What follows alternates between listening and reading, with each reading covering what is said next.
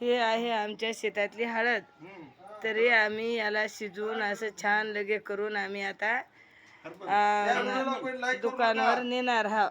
तरी तुम्ही सगळेजण बघा आणि या गरीब शेतकऱ्याला लाईक करा, शेअर करा.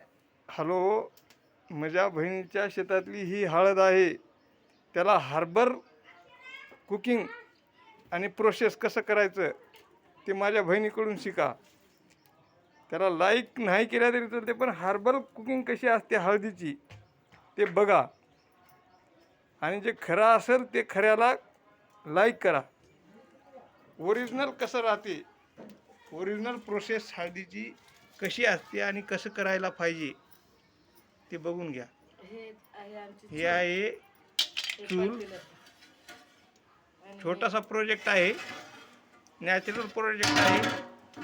त्याच्यात पहा, ह्याच्यात थोडंसं गाईचं शेण मिक्स केलेलं आहे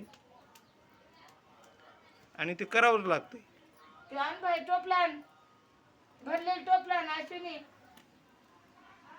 त्याला बॉईल होण्यापर्यंत मिक्सिंग करावी लागते. हे अशा पद्धतीने हे शेण होतं आम्ही टाकलेलं आहे. माझ्या बहिणीच्या शेतातली हळद आहे आणि मी आलो आहे आता तिच्या मदतीला थोडीफार आणि अनावधानानं.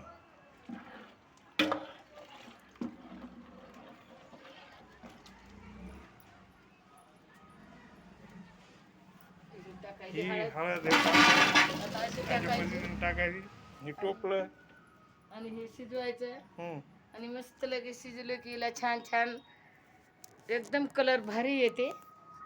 कलर भारी आला की मग ढोल करून बाजारात न्यावं लागते हिला. तरी तुम्ही सर्वजण लाईक करा, शेअर करा.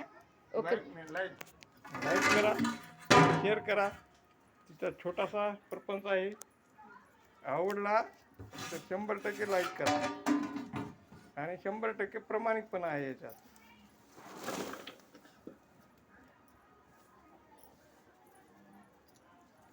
थांबू आता.